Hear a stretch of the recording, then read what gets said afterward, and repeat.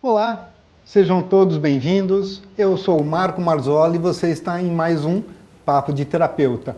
Hoje aqui nós temos a Paula Calduro. Paula, se apresente, por favor. Meu nome é Paula Calduro Hermes, eu sou terapeuta Ayurveda em Porto Alegre, né? Atuamos há 3 anos mais ou menos aqui, a gente tem uma clínica completa em Porto Alegre com todas as terapias corporais e vários profissionais para atender. Que legal, muito bom. E o que te levou ao Ayurveda? Como você conheceu e o que te levou a estudar e aprender o Ayurveda? O Ayurveda é um sistema de saúde milenar da Índia e ele trata as pessoas para que elas não adoeçam. Então isso vem num contexto que todos nós temos casos nas famílias, né, de pessoas adoecidas, até com doenças graves, né? E isso me levou a procurar fitoterapia e algumas alternativas para a saúde. Isso há muitos anos atrás. Eu era praticante de yoga também e nessa caminhada eu acabei encontrando a medicina do Ayurveda, né?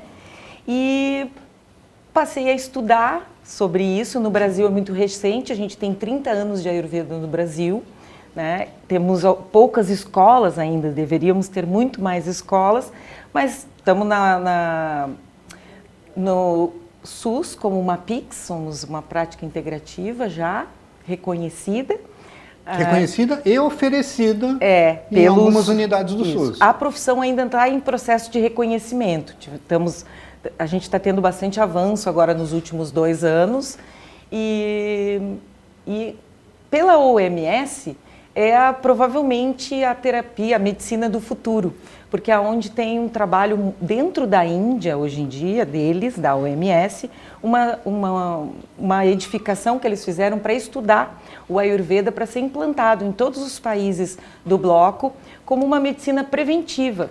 Isso é muito importante. Então, o Ayurveda, ele é mais preventivo do que corretivo, é isso? Esse é o objetivo do Ayurveda, ser preventivo. Mas a gente também tem ferramentas para corrigir desequilíbrios, que a gente chama doenças de desequilíbrios, né? Mas me explica um pouquinho melhor, o que é realmente o Ayurveda? O Ayurveda, como eu disse antes, é um sistema de medicina milenar da Índia, que a gente trabalha em cima de uma análise individual de cada ser. Ninguém é igual a ninguém.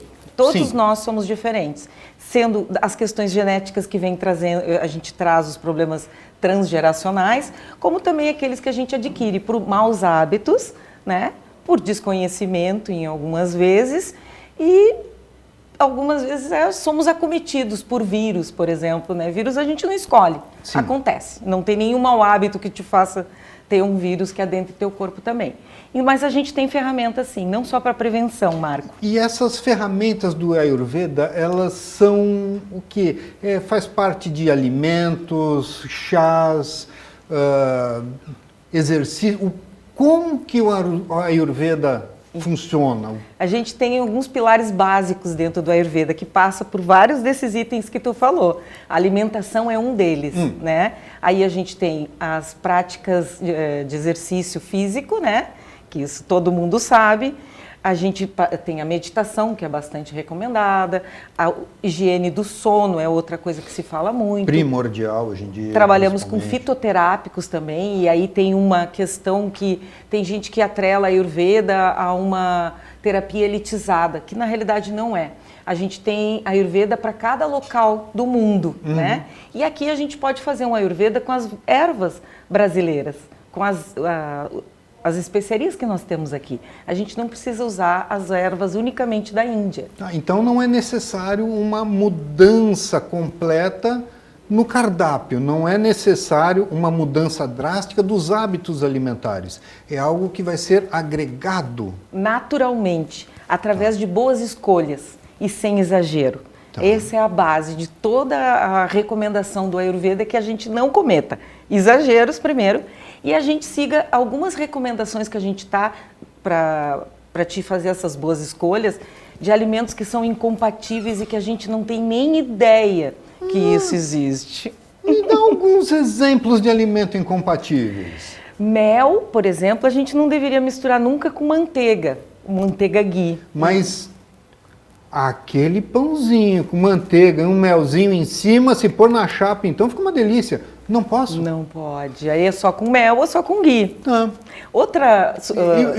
O porquê? Saberia explicar o porquê que Isso são é um incompatíveis? estudo empírico através do Ayurveda, que são estudos de 5.000 anos que a gente tem, e são coisas que a gente já sabe, a gente não contesta, são coisas que estão nos nossos clássicos. Coisa que lá de trás já se sabe que não faz bem. Teste, e na base de teste e erro. Exatamente. Tá. Outro exemplo é o leite com fruta.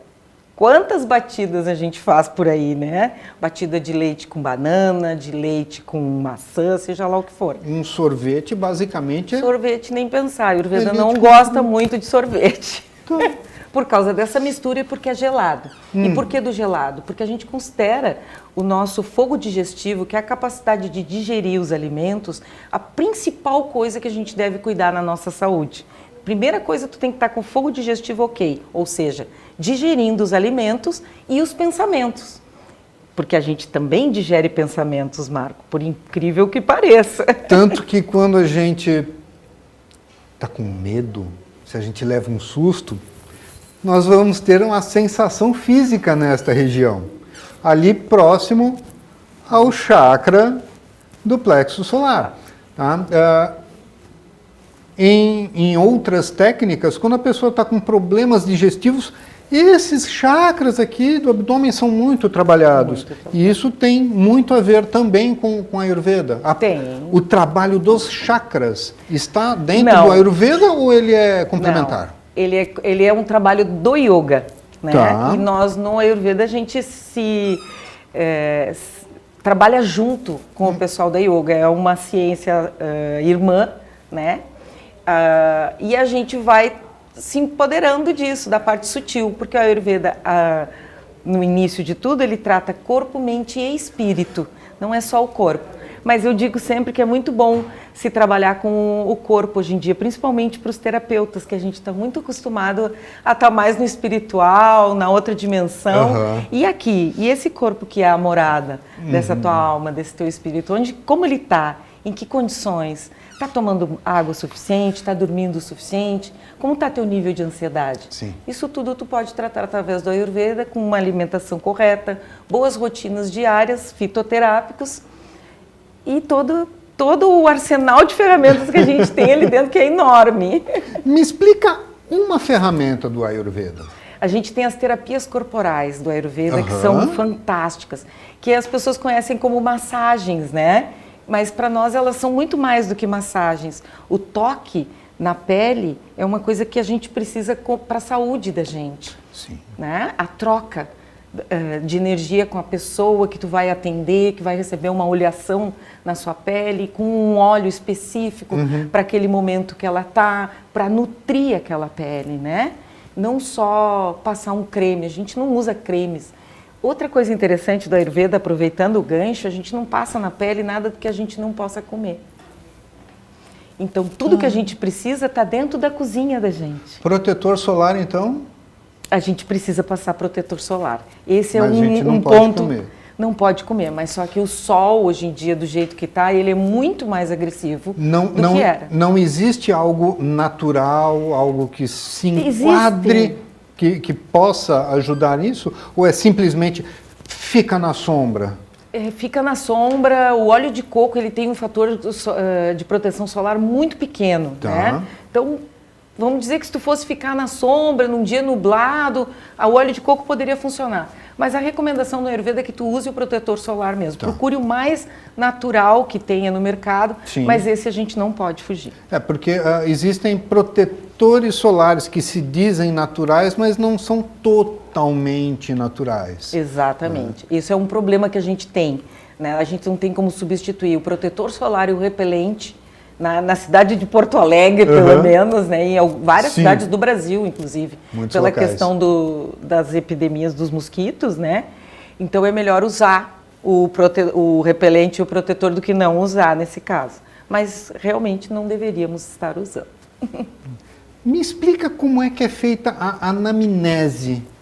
A anamnese da Ayurveda, ela é bem longa. A gente normalmente lá na clínica trabalha com um formulário que a pessoa preenche previamente, antes de uma consulta que leva em torno de 2 horas, onde a gente vai destrinchar aquilo que a pessoa botou ali, né, daquelas perguntas todas, e a gente vai entender profundamente que momento que aquela pessoa está vivendo, como foi o desenvolvimento dela, da infância até a idade adulta, se tem conflitos com o pai, com a mãe, tudo isso afeta a saúde das pessoas.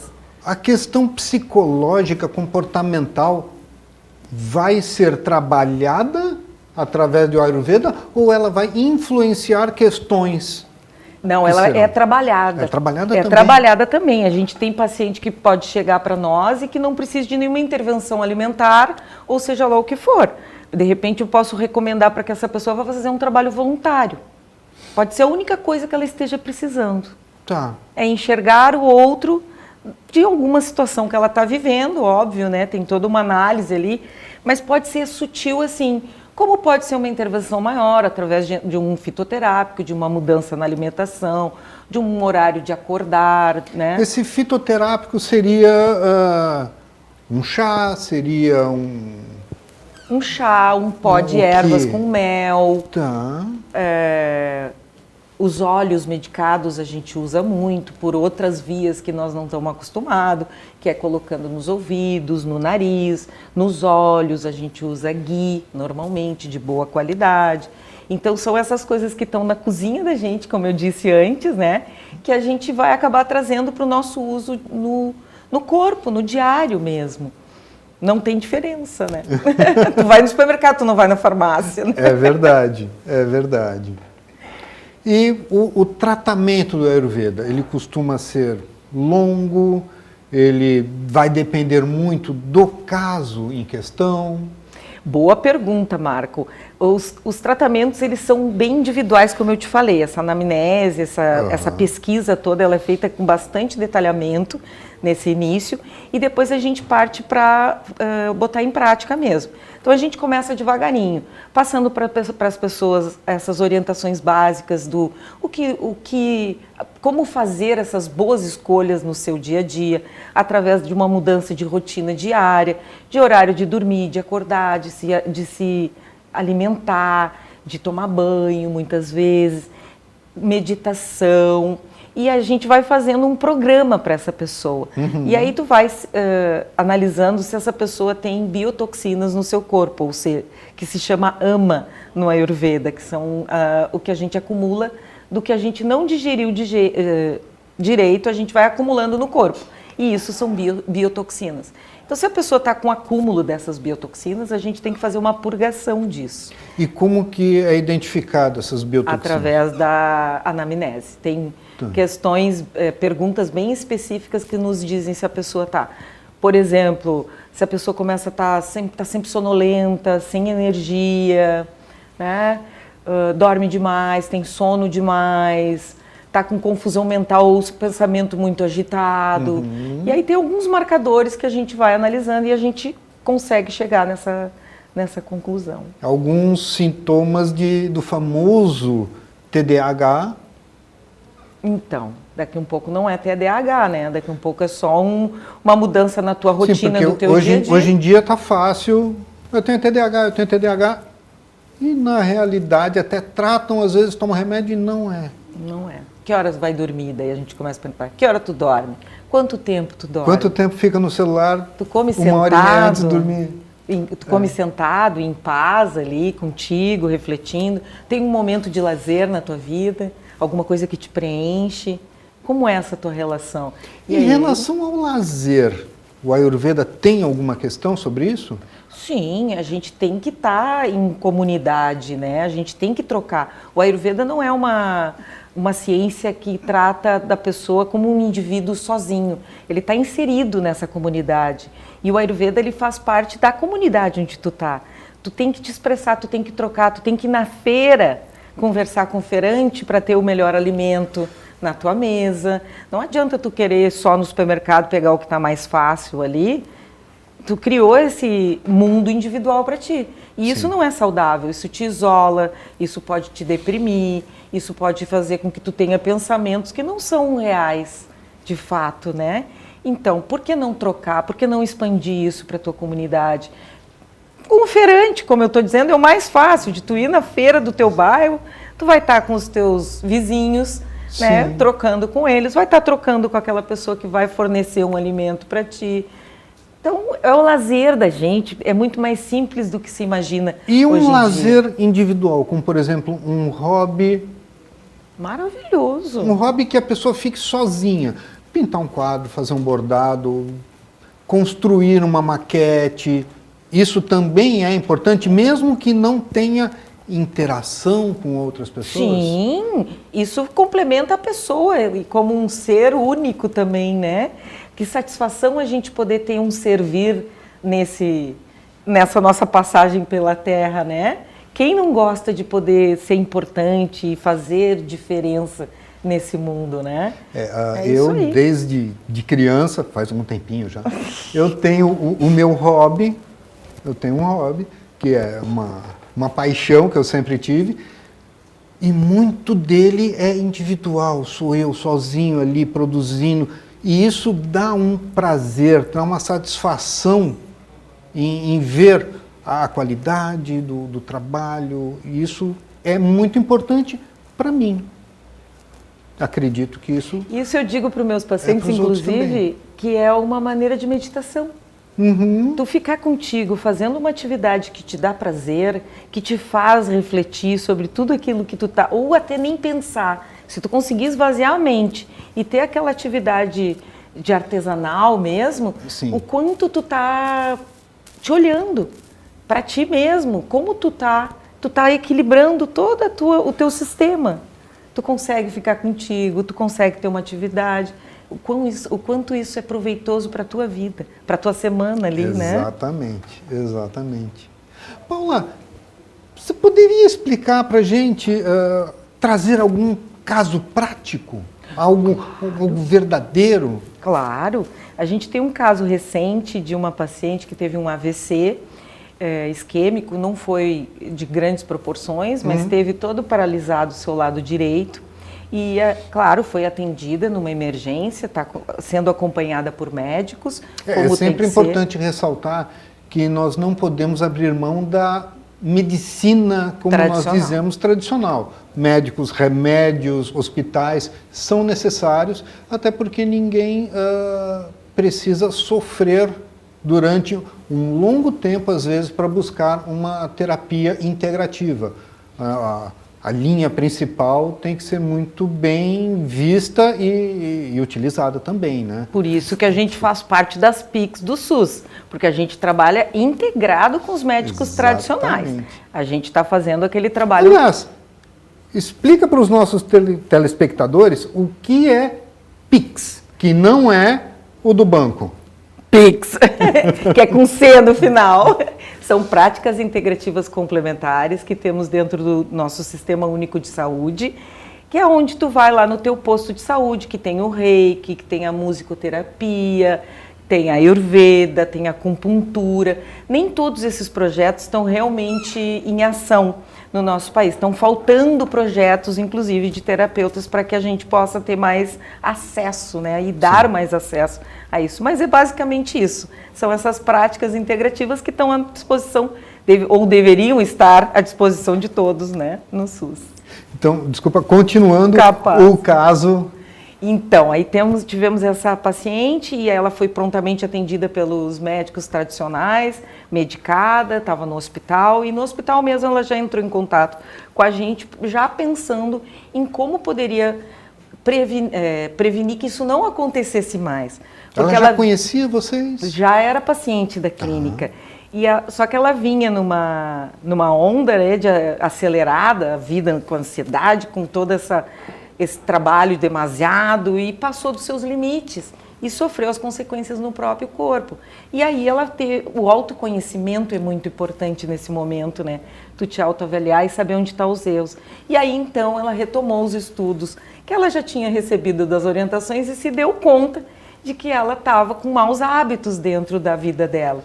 Então ela veio para retomar essas orientações e também receber terapias corporais que ajudaram ela a sair dessa paralisia que ela teve facial, e foi vindo devagar. Ela primeiro Foi a perna, depois foi o braço, e aí agora por último o rosto está voltando. Então isso a gente foi em questão de 20 dias, a gente conseguiu ter, tu olha para ela hoje, ela tá com um pouco da boca, assim, para quem não conhece, tu nem nota que ela teve. Então tu vê que maravilha isso. E qual a frequência foi dos atendimentos? Diário. Nesse caso dela, a gente teve 7 dias com ela todos os dias. Agora ela está fazendo intervalo e daqui a um pouco ela volta na outra semana para fazer mais umas aplicações. Ela chegou a ficar internada na clínica de vocês? Não. Não, ela ficou internada só no hospital e aí ela estava, porque daí se deu conta, né? Tá medicada, não precisa. Então agora ela vem com bastante mais frequência, enxergou que precisava parar, se olhar e mudar algumas coisas de fato. De vez em quando, é aquele velho ditado, né, Marco? Não é no amor, é na dor, né? Mas a Ayurveda vem para trazer o amor, pelo amor, né? É o que a gente espera que todos ouçam esses recados maravilhosos. E como que a pessoa vai identificar, como é que ela vai perceber a necessidade dela procurar um tratamento de Ayurveda? São os pequenos sinais que o corpo da gente vai dando. Uma acidez no estômago hoje, um prurido no olho, um pouco demasiado, é um cabelo que está caindo um pouquinho a mais. Então são esses pequenos sinais do corpo que a gente não está acostumado a olhar. A gente acaba passando batido, né? Ah, tu tomou ali um omeprazol hoje, né? Amanhã já não tenho mais, mas aí na outra semana já deu um pouquinho mais de desconforto e tu não vai ouvindo, e não vai ouvindo esses pequenos sinais, né? Uma unha que quebra mais fácil, né? Uma menstruação que perde o seu ciclo regular. E é dessa maneira, a gente não pode deixar isso passar assim. A gente precisa prestar atenção, são sinais do corpo da gente e é aí que a Ayurveda entra com toda a força para prevenir os adoecimentos. Aproveitar o gancho. Algo que é muito importante no meu ponto de vista, cólicas menstruais. Ela pode ser trabalhada com a Ayurveda? Sem dúvida alguma. Tem toda a saúde feminina, tem especialistas em Ayurveda só nessa área de saúde feminina. Então, tem para tudo, miomas, cisto nos ovários, tratamentos para fertilidade está se fazendo muito também, trabalhos dentro da própria gestação com a Ayurveda. Então, é super completo. A gente versa sobre todas as especialidades, vamos dizer assim, né, da medicina. A gente tem recursos para fazer esse ser não adoecer mais, né?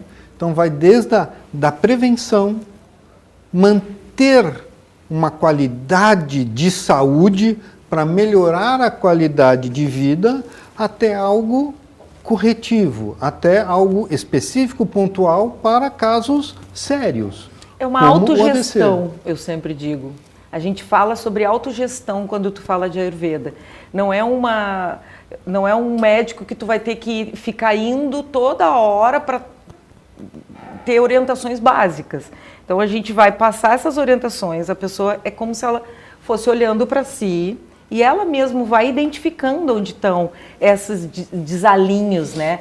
Tanto de não perceber os sinais do corpo, né? Como saber, entender o quanto tu tá com um hábito que veio da tua família, que não é legal, que tu precisa mudar, ou então porque é da tua sociedade, né? A cultura da onde tu vive também, tudo isso influencia nesses maus hábitos da gente. E a gente vai fazendo as correções através do autoconhecimento. Muito obrigado, Paula. Foi um prazer ter você aqui. Sejam todos bem-vindos e até o próximo Papo de Terapeuta.